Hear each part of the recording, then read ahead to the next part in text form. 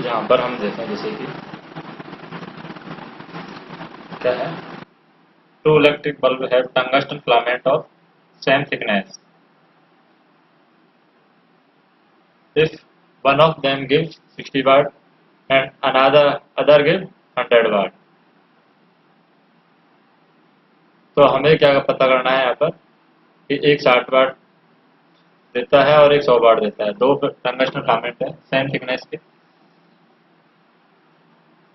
तो हम यहाँ पर बता सकते हैं कि 60 वाट का लैंप है वो लॉन्गर लेंथ का होगा,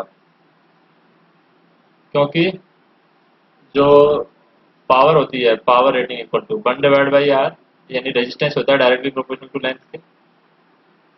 तो पावर जिसकी कम होगी, 16 वाट का जो लैंप फिलामेंट है बड़ी लंबाई का होगा, क्योंकि इसमें धारा 100 वाट से कम बहेगी। 60 वाट के में करंट की वैल्यू है 100 वाट, यहाँ पर कम बहेगी 60 वाट वाले में, और इसका रेजिस्टेंस है 60 वाट वाले का हाई होगा, इसलिए हम कह सकते हैं कि इसकी लेंथ है, रेजिस्टेंस हाई होगा इसका मतलब लेंथ है इसकी ज़्यादा होगी। नेक्स्ट देखें जैसे कि SI unit of electrical energy. तो इलेक्ट्रिक एनर्जी की एसआई यूनिट क्या होती है, जूल होगी।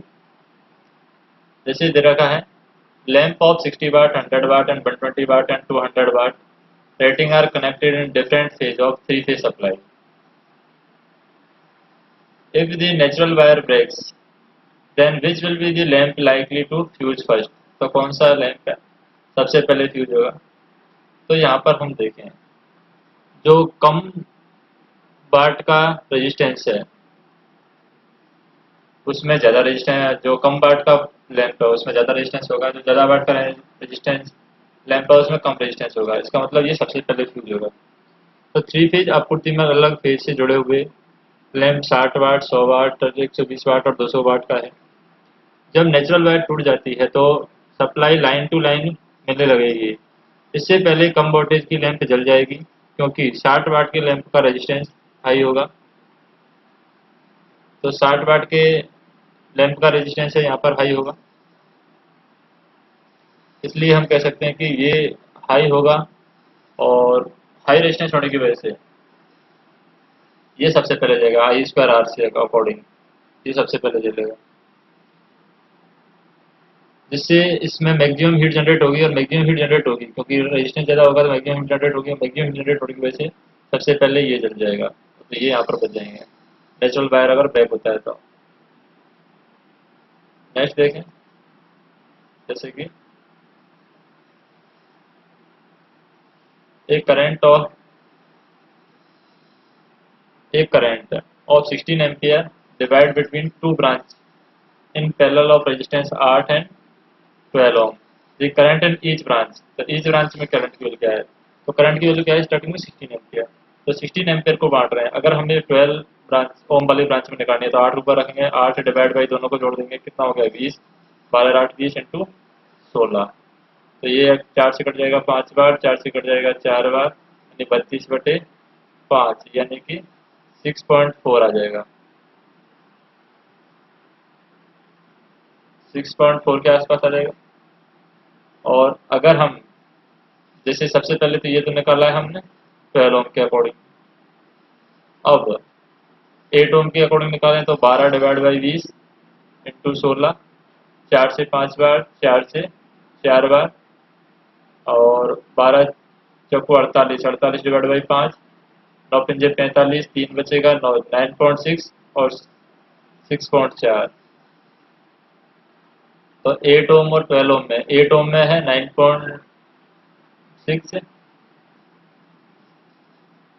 और 6.4, ये आंसर है।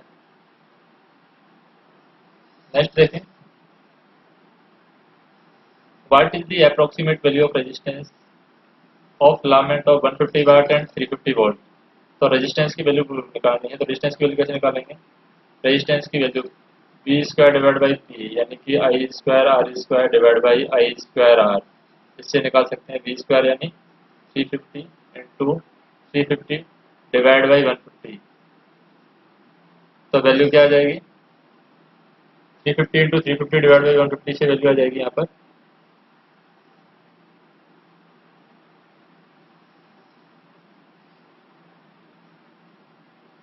ये आ जाएगी 816.66 ओम। ये रेजिस्टेंस की वैल्यू आ जाएगी। नेक्स्ट हम देखें स्ट्रीट लाइटों में बल्ब को जोड़ा जाता है। तो स्ट्रीट लाइटों में बल्ब को क्या जोड़ा जाता है? बल्ब को यहाँ पर स्ट्रीट लाइटों में समांतर क्रम में जोड़ते हैं, क्योंकि समांतर स्ट्रीट लाइटों को समांतर क्रम में जोड़ा जाता है तो प्रत्येक लाइट के अक्रॉस समान वोल्टेज प्राप्त होता है। 100 मीटर लंबी एक तार का अनुप्रस्थ काट का क्षेत्रफल दे रखा है, 0.mm स्क्वायर प्रतिरोधकता दे रखी है, प्रतिरोध ज्ञात करना है। तो प्रतिरोध का फार्मूला क्या है? R equal to rho L by A. Rho की वैल्यू दे रखी है 0.1, तो 0.1 लिख देंगे यहाँ पर। रो की वैल्यू 0.1 इंटू एल, एल की वैल्यू कितनी दे रखी है 50 इंटू 10⁻⁻8 mm स्क्वायर है, इसके अकॉर्डिंग आ जाएगा, डिवाइड बाई एरिया। एरिया की वैल्यू क्या आ जाएगा? अनुप्रस्थ काट का क्षेत्रफल ले लेता हूँ। अनुप्रस्थ काट का क्षेत्रफल है 0.1 यानी 0.1। एल की वैल्यू तो 100 है, यहाँ पर 100 मीटर लेंथ दे रखा है। 1 इंटू 10⁻⁻7, क्योंकि cross sectional area 0.1 mm square दे रखा है, इसको हम लिख सकते हैं मीटर स्क्वायर में 1 इंटू 10⁻⁻7, तो 1 इंटू 10⁻⁻7 हो जाएगा। तो इससे आंसर आ जाएगा, रेजिस्टेंस की वैल्यू आ जाएगी 500 ओम। तो आंसर हो जाएगा 500 ओम, 500 ओम हो जाएगा आंसर। नेक्स्ट हम देखें विद्युत तापन अवयव। एक विद्युत तापन अवयव अवयव को विद्युत तापन अवयव की अभिकल्पना इस प्रकार करती है, जैसे कि 250 वोल्ट मेंस पर 450 वाट 450 वाट का वितरण किया जाता है, जिसे 1 mm चौड़े और 0.05 mm मोटाई के नाइक्रोम रेवन से बनाया जाता है। यदि नाइक्रोम की प्रतिरोधकता रखिए 1.10 इंटू 10⁻⁸ तो आवश्यक रेवन की लंबाई ज्ञात करनी है। तो रेवन की लंबाई निकालने के लिए हमें क्या करना होगा? जैसे यहाँ पर क्रॉस सेक्शनल एरिया निकालना है रेवन का, तो रेवन का क्रॉस सेक्शनल एरिया क्या हो जाएगा? एफ वी इंटू टी, यानी एरिया क्या हो जाएगा? वी की वैल्यू क्या है? 10⁻³ क्योंकि चौड़ाई यहाँ पर दे रखी 10⁻³ बने में हमको लिख सकते हैं 10⁻³ meter into L V into T की वैल्यू, टी मतलब मोटाई, तो मोटाई क्या हो जाएगी यहाँ पर 5 इंटू 10⁻⁵ 0.05 mm दे रखी है, तो 0.05 mm को लिख सकते हैं 5 इंटू 10⁻⁵, क्योंकि पॉइंट ये थिकनेस है टी और ये mm चौड़ाई है यानी बी है, तो बी पॉइंट mm को लिख सकते हैं हम 10⁻³ मीटर और इसको लिख सकते हैं 5 इंटू 10⁻⁵ मीटर। इससे ये वैल्यू आ जाएगी, यानी एरिया आ जाएगा यहाँ पर। पावर को लिख सकते हैं power equal to V square divide by R, तो आर की वैल्यू आ जाएगी V square divide by P.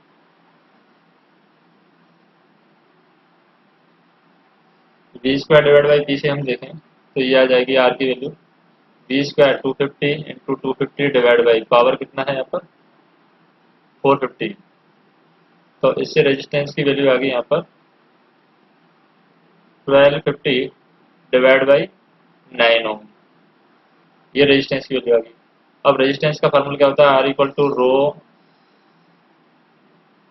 यानी कि रो एल बाई ए होता है, इसको हम लिख सकते हैं, यानी एल की वैल्यू निकालनी है तो R into A divide by rho लिख सकते हैं। तो आर की वैल्यू क्या आ गया 120 डिवाइड बाई 9, 1250 डिवाइड बाई 9 आया आर की वैल्यू, इंटू एरिया क्या आ रहा है 5 इंटू 10⁻⁵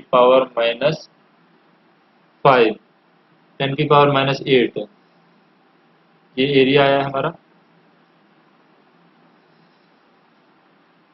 5 इंटू 10⁻⁸ डिवाइड बाई रो की वैल्यू है यहाँ पर 1.10 इंटू 10⁻⁸, तो फाइनल आंसर आ जाएगा, लेंथ की वैल्यू आ जाएगी 631 मीटर, ये रेवन की लंबाई आ जाएगी। नेक्स्ट हम देखें to heater wire of equal length are connected first in series then in parallel. The ratio of heat generated from series to parallel connection will be. तो रेशियो निकालना है सीरीज से पैरेलल कनेक्शन का। पहले series में connect किया और उसको बाद में पैरेलल में कनेक्ट किया। तो यहाँ पर जब सीरीज में कनेक्ट करेंगे तो आर इक्विवेलेंट क्या हो जाएगा, मान लो रेजिस्टेंस उनका आर है, जब सीरीज में कनेक्ट करेंगे तो आर इक्विवेलेंट हो जाएगा 2R। सप्लाई वोल्टेज है बी, तो इसके अकॉर्डिंग जो हीट आएगी वो क्या आएगी, we square divide by 2R, यानी V square divide by R into T. I square into T, I into T के अकॉर्डिंग आ जाएगी heat. V square divide by R क्या होता है, V square divide by R होता है I square R square divide by R, यानी power हो जाएगी, ये हीट होगी हमारी। इसी तरीके से इसको पैरेलल में कनेक्ट करेंगे तो पैरेलल में रेशियो आ जाएगा यहाँ पर 2V square divide by R into T. ये वोल्ट पैरेलल में हीट होगी, क्योंकि पैरेलल में जो करंट की वैल्यू होती है वो सेम करंट होगी, यानी कि आर इक्विवेलेंट जो रेजिस्टेंस है, पैरेलल में रेजिस्टेंस दोनों का R/2 होता है। R/2 के अकॉर्डिंग की वैल्यू निकालेंगे तो 2V square divide by R into T हो जाएगा। अब इन दोनों का रेशियो निकालेंगे H1 और H2 का, H1 डिवाइड बाई H2 आ जाएगा। यहाँ पर है पहले V square divide by 2R into T, और नीचे है यहाँ पर 2V स्क्वायर, आर ऊपर चला जाएगा और इंटू टी, तो टी से टी कैंसिल आउट हो गया, वी स्क्वायर से वी स्क्वायर कैंसिल आउट हो गया, आर से आर कैंसिल आउट हो गया, तो आंसर क्या आ गया 1/4, यानी 1:4 आ जाएगा आंसर। नेक्स्ट देखें, जैसे कि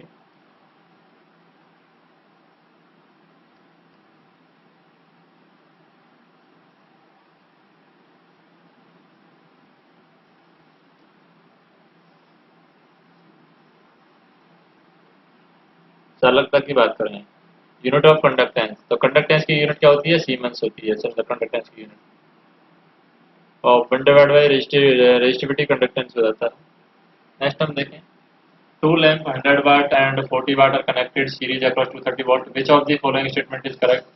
तो 230 वोल्ट यानी सेम वोल्टेज से कनेक्टेड है, तो करंट की वैल्यू तो सेम होगी, तो जिसमें रेजिस्टेंस की वैल्यू ज़्यादा होगी उसके अकॉर्डिंग बात करें, 40 वोल्ट का लैंप है वो ज़्यादा ब्राइट जलेगा, सीरीज में कनेक्टेड है, यानी कम वोल्ट का बल्ब है जो ज़्यादा ब्राइट जलेगा, क्योंकि रेजिस्टेंस की वैल्यू निकाले हम। अगर 100 ओम के 100 वाट के लैंप के अंदर रेजिस्टेंस की वैल्यू निकालें तो यहाँ पर आ जाएगी 230 इंटू 230 डिवाइड बाई 100, यानी 529 ओम के आसपास आ जाएगी। और अगर 40 वाले के अकॉर्डिंग रेजिस्टेंस की वैल्यू निकालें तो 230 इंटू 230 डिवाइड बाई 40, तो ये आ जाएगी 1322 पॉइंट कुछ। तो जिसमें रेजिस्टेंस की वैल्यू ज़्यादा होगी, क्योंकि करंट तो सीरीज में सेम रहती है, जिसमें रेजिस्टेंस की वैल्यू ज़्यादा होगी वो ज़्यादा चमकेगा। तो इसका मतलब आप कह सकते हैं कि 40 वाट का लैंप है वो ज़्यादा ब्राइट तरीके से चमकेगा।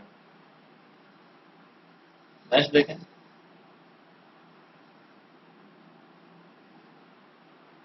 जैसे ये 40 watt bulb is connected in series with the room heater. If now 40 watt bulb is replaced by 100 watt bulb, heater output will be, तो हीट करके आउटपुट में क्या फर्क पड़ेगा, तो यहाँ पर हीटर का आउटपुट है वो इंक्रीज हो जाएगा, क्योंकि 40 वाट का बल्ब है वो 100 वाट से रिप्लेस कर दिया गया है। तो सबसे पहले हम देखें यहाँ पर R1 की वैल्यू देखें, V square divide by P, R1 की वैल्यू देखें V square divide by P से, तो वी स्क्वायर क्या है यहाँ पर, जैसे कि 40 वाट, तो 100 वाट के बल्ब यहाँ पर रिप्लेस कर दिया गया है, तो वी स्क्वायर डिवाइड बाई 40, क्योंकि वी स्क्वायर पता नहीं, तो V square divide by power है 40 यहाँ पर, तो आ जाएगा 0.25 वी स्क्वायर। इसी तरीके से सेकंड कंडीशन रेजिस्टेंस की वैल्यू निकालें, सेकंड कंडीशन रेजिस्टेंस की वैल्यू आ जाएगी V square divide by P, यानी वी स्क्वायर डिवाइड बाई 100, तो आ जाएगा 0.1 वी स्क्वायर। तो इसके अकॉर्डिंग R1 की वैल्यू है R2 से ज़्यादा होगी, तो हम यहाँ पर कह सकते हैं कि यदि 100 वाट का बल्ब लगा दिया जाए तो पहले की तुलना में ज़्यादा धारा प्रवाहित होगी। जिसके कारण हीटर के आउटपुट में भी वृद्धि हो जाएगी, क्योंकि रेजिस्टेंस कम है 100 वाट के बल्ब में। इस वजह से करंट ज़्यादा फ्लो होगी तो आउटपुट में वृद्धि हो जाएगी, यानी हीटर का आउटपुट बढ़ जाएगा। नेक्स्ट देखें।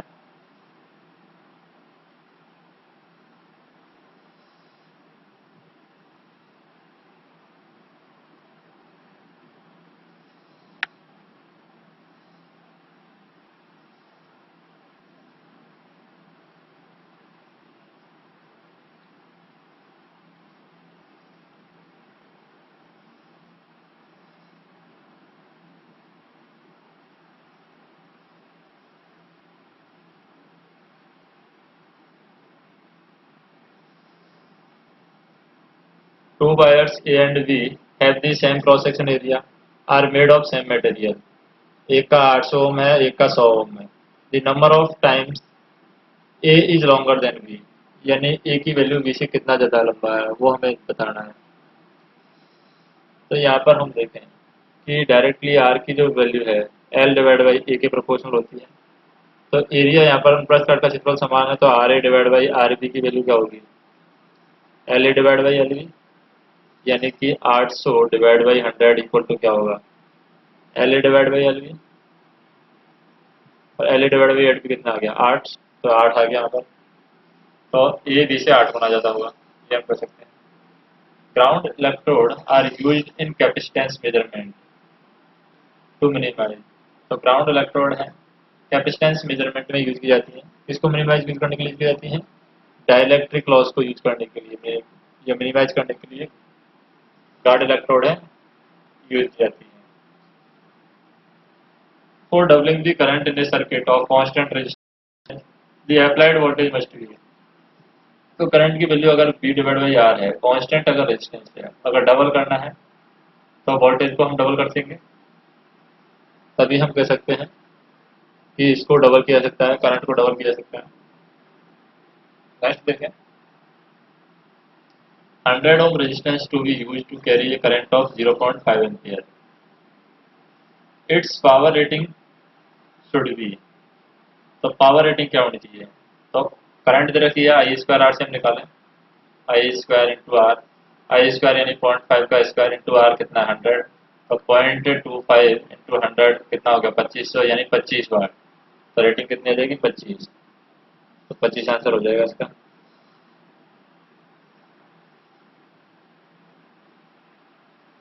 नेक्स्ट देखें।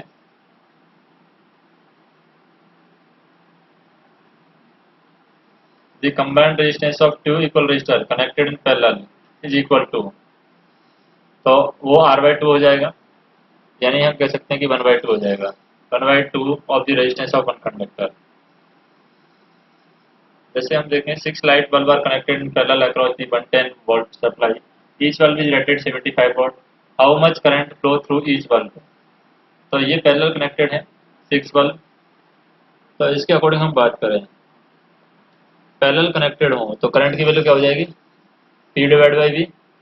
P डिवाइड बाई V यानी पावर कितनी है 75 प्रत्येक वाट, डिवाइड बाई V की वैल्यू क्या है 110, तो ये आ जाएगी 0.682 एम्पियर। तो ये आंसर हो जाएगा 0.682 ampere.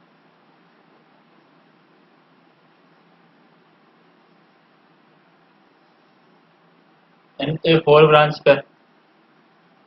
in a 4 branch parallel circuit, there are 10 milliampere of current in each branch. If one of the branch is open, then the current in each of the other 3 branches। तो यहाँ पर हम देखें कि 4 branch parallel circuit है, there are 10 milli ampere of current in each branch. प्रत्येक branch में 10 milli ampere की करंट फ्लो हो रही है। If one of the branch is open in each of the other 3 branches, तो अदर 3 ब्रांच में जो करंट की वैल्यू है वो क्या हो जाएगी, अदर 3 ब्रांच में करंट की वैल्यू 10 मिली एम्पियर हो जाएगी, क्योंकि हर ब्रांच में कोई इसका इफेक्ट नहीं पड़ने वाला है एक धारा के ओपन होने से, क्योंकि प्रत्येक ब्रांच में करंट की वैल्यू अलग अलग जा रही है।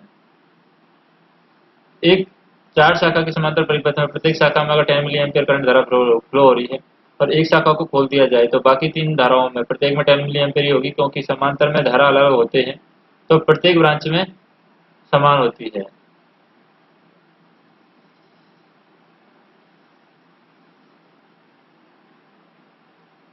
नेक्स्ट हम देखें, if current passing through a conductor in the transmission line is decreased by a factor of 3, keeping other parameter constant. Its effective resistance. अगर करंट पासिंग अगर 3 टाइम्स है, क्या कर दी जाए, current passing through a conductor in transmission line decrease, 3 से decrease कर दी जाए current को, यानी करंट को I/3 कर दिया जाए, तो हम कह सकते हैं कि रेजिस्टेंस पर क्या इफेक्ट पड़ेगा। रेजिस्टेंस यहाँ पर 9 गुना हो जाएगा, क्योंकि इफेक्टिव रेजिस्टेंस की वैल्यू क्या होती है, इफेक्टिव रेजिस्टेंस की वैल्यू होती है पावर हानि divide by I square, power loss यानी I square R divide by I square. इससे हम निकालते हैं इफेक्टिव रेजिस्टेंस। और इफेक्टिव रेजिस्टेंस की वैल्यू क्या होगी, आर इफेक्टिव होगा यहाँ पर directly proportional to 1 divide by 1/3 का स्क्वायर, यानी कि आई स्क्वायर करंट के स्क्वायर की, तो 1/9 हो जाएगा। तो आर इफेक्टिव की वैल्यू क्या हो जाएगी, डायरेक्टली प्रोपोर्शनल हो जाएगा 9 गुना, तो 9 गुना हो जाएगा आंसर। नेक्स्ट देखें, mass of the isotopes in a superconductor material,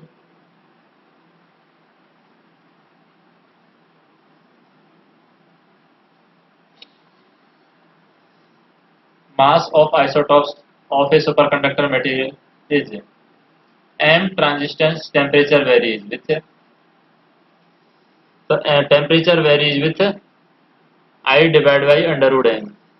तो किसी भी सुपरकंडक्टर पदार्थ के समस्थानिक m का मान उसके अवस्थान्तर तापक्रम यानी कि IC की वैल्यू है डायरेक्टली प्रोपोर्शनल टू होती है 1 अंडर रूट एम, क्योंकि क्षणिक तापमान सिंगल सुपरकंडक्टर के समस्थानिक भार के स्क्वायर रूट के बीच व्युत्क्रमानुपाती होती है और वास्तविक द्रव्यमान के साथ इसको दर्शाया जाता है। नेक्स्ट हम देखें, जैसे कि the electric heater draw 10 ampere from A 230 volt line, 230 volt line से 10 एम्पियर करंट फ्लो, रेजिस्टेंस निकालनी हीटर की, तो रेजिस्टेंस क्या हो जाएगा 230 डिवाइड बाई 10 यानी कि 23 ओम, तो 23 ओम आंसर आ जाएगा। नेक्स्ट देखें, आइडियल करंट सोर्स है 0, तो आइडियल करंट सोर्स के अंदर इनफाइनाइट, आइडियल करंट सोर्स है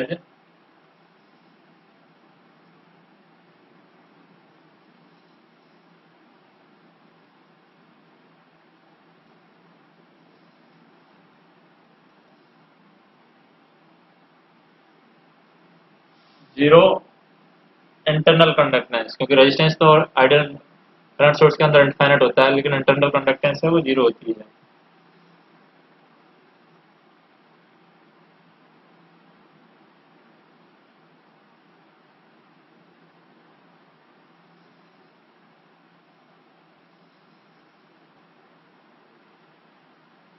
क्योंकि रेजिस्टेंस की वैल्यू इनफाइनाइट होती है तो G डिवाइड बाई 1/R होता है।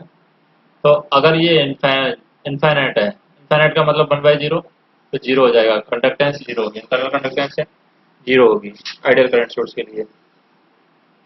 नेक्स्ट देखें,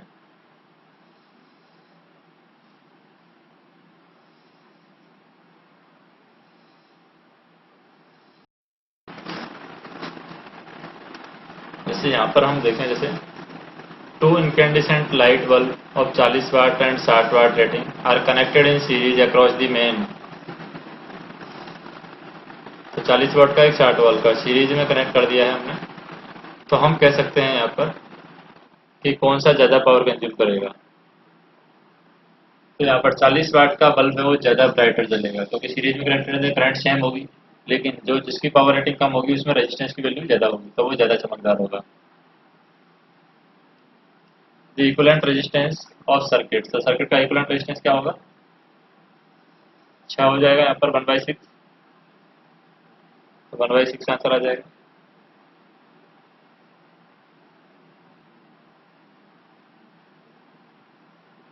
क्योंकि प्रतिरोध सीमेंस में दिया हुआ है, तो इसको एडमिटेंस में निकालेंगे, तो एडमिटेंस में क्या हो जाएगा 1/2 प्लस 1/2 1/4, तो ये हो जाएगा यहाँ पर 4 कॉमन ले लिया, 3/4 आंसर आ जाएगा।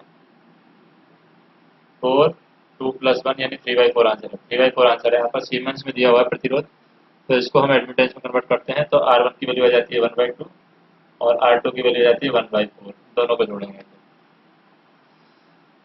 2 bulb, one 250 volt 100 watt and second 250 volt 25 watt connected in series and 440 volt AC 50 Hz applied across the two bulb. Which of the following will happen? तो क्या इसमें होने वाला है यहाँ पर? तो हम कह सकते हैं यहाँ पर कि जो 25 वाट का बल्ब है वो ज़्यादा ब्राइट तरीके से चलेगा कंपेयर टू 100 वाट, क्योंकि सेम वोल्टेज सप्लाई पर है। 25 वाट के बल्ब में रेजिस्टेंस की वैल्यू ज़्यादा होगी और यदि जिसमें रेजिस्टेंस की वैल्यू ज़्यादा होगी वो ज़्यादा ब्राइट तरीके से चलेगा। तो इसमें रेजिस्टेंस की वैल्यू ज़्यादा होगी कम वाट के बल्ब में, और जबकि ज़्यादा वाट के बल्ब में रेजिस्टेंस की वैल्यू कम होगी। क्योंकि रेजिस्टेंस कैसे निकालते हैं? रेजिस्टेंस की वैल्यू निकालते हैं 20/P से, और वोल्टेज यहाँ पर सेम है 250 डिवाइड बाई पी। 60 100 का भाग देंगे एक तरफ, 40 का 25 का भाग देंगे, 25 का भाग देंगे तो रेजिस्टेंस की वैल्यू ज़्यादा होगी। तो इसके अकॉर्डिंग ये आंसर आएगा हमारा, यानी 25 वाट का बल्ब है वो ज़्यादा चमकीला होगा। नेक्स्ट हम देखें the best material use for standard register. Standard register बनाने के लिए बेस्ट मटेरियल कौन सा यूज किया जाता है? तो बेस्ट मटेरियल जो हम यूज करते हैं वो यूज करते हैं यहाँ पर मैग्नेनियम। क्या मैग्नेनियम में क्या होता है? 4% निकल होता है, 4% निकल, 12% मैगजीन होता है, मैगजीन, और 84% कॉपर होता है मैग्नेट में। आमतौर पर मिश्र धातु के लिए ट्रेडमार्क नाम है। मैग्नीन तार का उपयोग मानक प्रतिरोध बनाने के लिए किया जाता है और इसका उपयोग विशेष रूप से एमीटर शंट के रूप में किया जाता है, क्योंकि इसका प्रतिरोध तापमान गुणांक 0 एवं विस्तृतता दीर्घकालिक होती है। एक आइडियल करंट सोर्स के अंदर क्या होता है? Ideal current source has infinite internal resistance with reference to V and I defined in this circuit. Compute R if I equal to minus 3.4 milliampere and V equal to 8.9 volt। तो हमें V और I के according ही calculate करना है with reference to V and I। तो R की value क्या हो जाएगी? R की value V divide by I हो जाएगी। V क्या है? 8.9 माइनस का डिवाइड बाई I की वैल्यू क्या है? माइनस के 3.4 इंटू 10 की पावर -3, तो ये आ जाएगी 2.61 kilo ohm.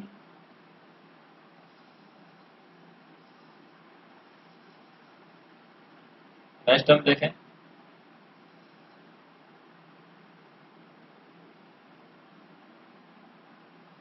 If a 2 meter long conductor is moved with a velocity of 4 meter per second in a field of 5 weber per square meter, then the value of generated EMF will be। तो value of generated EMF क्या होगी यहाँ पर?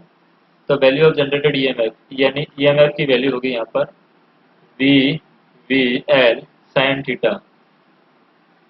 तो यहाँ पर theta की value अगर 90 डिग्री है तो इसके अकॉर्डिंग हम देखें ईएमएफ की वैल्यू वी, वोल्टेज कितना है यहाँ पर? 4 मीटर है यहाँ पर। ये the value of generated EMF will be 4 meter per second, 2 meter लंबा दे रखा है और 5 वेबर दे रखा है। तो वी की वैल्यू यहाँ पर 4 मीटर प्रति सेकंड गति से, तो वोल्टेज है 4 और वेबर 5 दे रखा है, इनटू एल, एल कितना दे रखा है? 2 मीटर लंबा, इनटू साइन 90, साइन 90 की वैल्यू क्या है? 1। तो इससे आ गया 40 आंसर। तो 40 आंसर हो जाएगा ये। तो जनरेटेड ईएमएफ आ जाएगा यहाँ पर 2 मीटर लॉन्ग कंडक्टर है, वेलोसिटी दे रखी है 4 meter per second in a field of 5 weber per square meter. तो इसके अकॉर्डिंग आ जाएगा ईएमएफ जनरेटेड विल बी 40।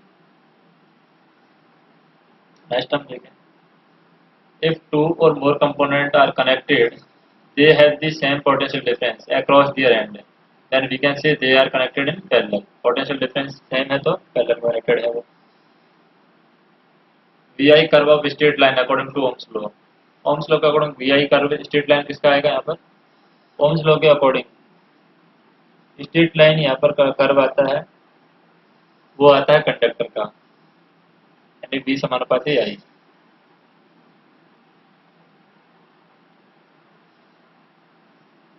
अब पावर एब्जॉर्ब हमें ज्ञात करनी है यहाँ पर, जैसे कि कितनी पावर ये एब्जॉर्ब कर रहा है। तो जब भी प्लस सी करंट अगर बाहर जा रही है तो डिलीवर कर रहा है। तो यहाँ पर हम देखें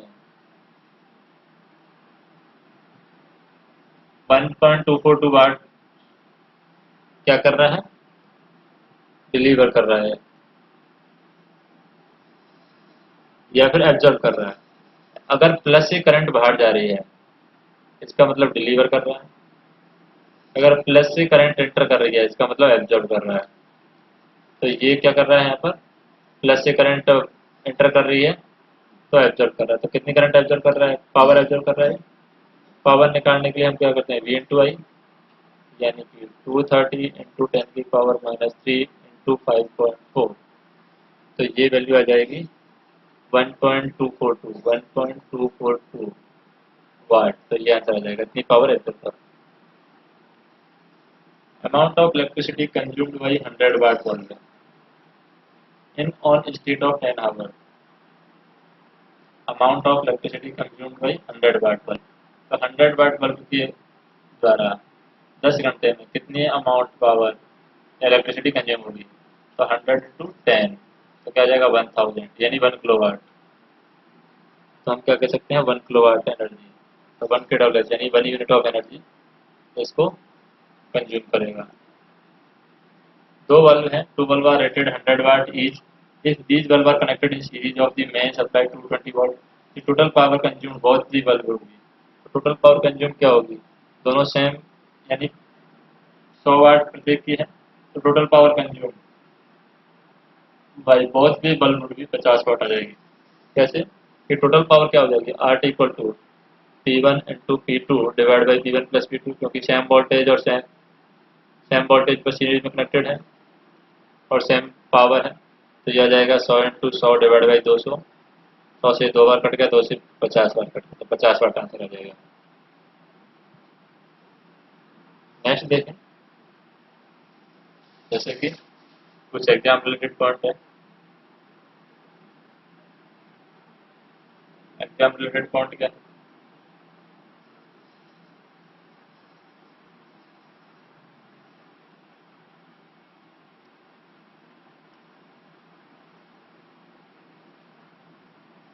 quantity series circuit. Quantity series circuit, series circuit में क्वांटिटी एक समान रहती है, क्वांटिटी सीरीज सर्किट में करंट समान रहती है। स्पेसिफिक रेजिस्टेंस को ओम प्रति मीटर में मापा जाता है। एक पदार्थ जिसका सबसे कम प्रतिरोध होता है स्पेसिफिक रेजिस्टेंस, वो सिल्वर होता है। सर्किट एक्टिव एलिमेंट कौन कौन से, करंट सोर्स है, वोल्टेज सोर्स है, सेमीकंडक्टर एलिमेंट है। फिलामेंट लैंप कार्य करता है हीटिंग इफेक्ट पर। एक आदर्श यानी कि एक जो आइडियल करंट सोर्स होता है उसके अंदर इनफाइनाइट इंटरनल रेजिस्टेंस होता है और जीरो इंटरनल कंडक्टेंस होता है। 1 kWh equal to 860 kilo calories होती है। जब किसी कंडक्टर को चार्ज किया जाता है तो वह पूरे सरफेस को एक समान रूप से विद्युत हो जाता है। कैपेसिटर में इंटरनल हीटिंग होती है और चरण प्रतिरोध की वजह से होती है। किसी चार्ज बॉडी के समीप रखे हुए अनचार्ज बॉडी का चार्ज होना प्रेरण कहलाता है। 200 वोल्ट 100 वाट के लेंथ का प्रतिरोध 400 ओम होगा। वैसे कि 200 B square divide by P से निकालते हैं, 200 इंटू 200 डिवाइड बाई 100, तो इससे दो कट जाएगा यानी 400 ओम आ जाएगा। शुद्ध धातुओं का प्रतिरोध ताप बढ़ाने पर बढ़ता है। विद्युत संपर्कों पर धारा के उत्तम प्रवाह हेतु उपयुक्त कोटिंग का पदार्थ कौन सा है, सिल्वर है। परावर्तक पर प्रयुक्त कोटिंग का पदार्थ रेडियम है। स्वचालित मोटर गाड़ियों में प्रयुक्त बैटरी की वोल्टता प्राय कितनी होती है, -12 वोल्ट होती है। किसी तार का मानक प्रतिरोध के रूप में लेने हेतु आवश्यक क्या है, तार का प्रतिरोध ताप होना। आर प्रतिरोध के एक तार को n बराबर भागों में बांटा गया है, तो n भागों में समांतर क्रम में जोड़ा गया है। यदि समांतर क्रम में कुल प्रतिरोध आर हो तो आर डिवाइड बाई आर इसका मान एन स्क्वायर हो जाएगा। कंडक्टर में करंट का बहाव इलेक्ट्रॉन की वजह से होता है। स्थिर वोल्टता स्रोत की मुख्य विशेषता क्या है, निम्न आंतरिक प्रतिरोध है। एक पूर्ण चालक में प्रतिरोध शून्य होना चाहिए। ओम का नियम संबंध देता है चालक में प्रवाहित धारा और पासर रूपांतर में। तीन समांतर प्रतिरोध श्रेणी समांतर और निश्चित क्रम में संयोजित किए जाते हैं तो चार प्रकार से। प्रतिरोध आर के एक तार को एक समय तक उस समय तक खींचा जाए जब तक कि उसकी त्रिज्या आधी नहीं रह जाए।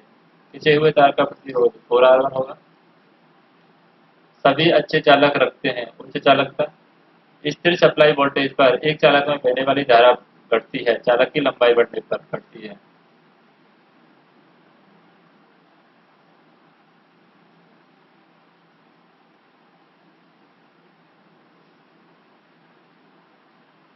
नेक्स्ट हम देखें, किसी सर्किट में वोल्टेज आधा कर दिया जाए तो प्रतिरोध दोगुना कर दिया जाए तो धारा पहले की तुलना में एक चौथाई हो जाएगी।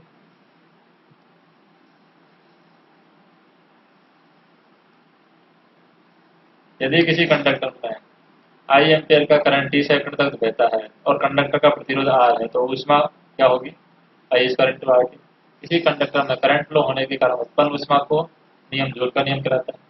इलेक्ट्रॉन पर चार्ज होता है 1.60 × 10⁻⁹ दक्षता अनुपात क्या होता है, आउटपुट टू इनपुट, उसे कहते हैं हम दक्षता अनुपात यानी एफिशिएंसी। इलेक्ट्रिक हीटर का तंतु बना होता है नाइक्रोम का बना होता है। एक रूम हीटर के साथ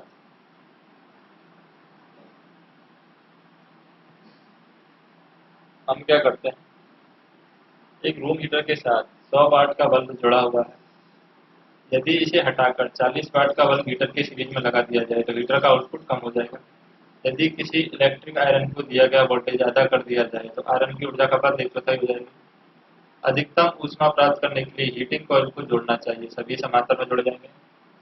एक कूलाम चार्ज बराबर होता है 6 to 5 × 10⁻16 इलेक्ट्रॉन के चार्ज के बराबर। ओम नियम का मतलब होता है रेखीय। एक समान वोल्टेज के लिए 25 वाट और 100 वाट के बल्ब के प्रतिरोध का अनुपात 4:1 होता है। विद्युत ऊर्जा का व्यवहारिक इकाई kWh होती है। ऊर्जा की SI इकाई जूल होती है। kWh 36 × 10⁵ जूल होता है। मनुष्य के लिए खतरनाक करंट माना जाता है 50 मिली एम्पियर। ओम के नियम के लिए शर्त क्या है, तापमान नियत रहना चाहिए। एक आदर्श वोल्टेज सोर्स का होता है शून्य प्रतिरोध, शून्य स्रोत प्रतिरोध। किसी वोल्टेज सोर्स के लिए टर्मिनल वोल्टेज कभी भी सोर्स ईएमएफ से अधिक नहीं हो सकता। नियत वोल्टेज सोर्स सक्रिय और एकपक्षीय तंत्र होता है। करंट के भाव के लिए न्यूनतम आवश्यकता है एक वोल्टेज स्रोत और एक कंडक्टर। एक एम्पियर सेकंड मात्रक है आवेश का। दो दिशीय तत्व नहीं है, वो है धारा स्रोत, एक ही दिशा में बहता है। वह परिपथ जिसकी विशेषता दोनों दिशा में समान होती है दो दिशा कहलाता है, बाइडायरेक्शनल कहलाता है। वह तत्व जिसमें खुद का कोई वोल्टेज या करंट न हो, पैसिव एलिमेंट कहलाता है। वह नेटवर्क जिसमें एक से अधिक वोल्टेज सोर्स हो सकती है यानी एक्टिव नेटवर्क कहलाता है। वह सिरा जहाँ दो या दो से अधिक धाराएं मिलती हैं ग्रंथि यानी संधि कहलाती है ग्रंथि। शाखा के द्वारा बनाया गया बंद पथ कुंडली कहलाता है यानी कॉइल। यदि किसी सर्किट में ब्रांचों की संख्या b है और नोडों की संख्या n है तो समीकरण की संख्या क्या होगी, b - n + 1। किरचॉफ का नियम मान्य है रेखीय और अरेखीय यानी लीनियर और नॉन लीनियर दोनों के लिए KVL मान्य है। किरचॉफ का वोल्टेज नियम लागू होता है सिर्फ तंत्र के संतुलन पर। विद्युत दबाव कहलाता है वोल्टेज, विद्युत दबाव कहलाता है।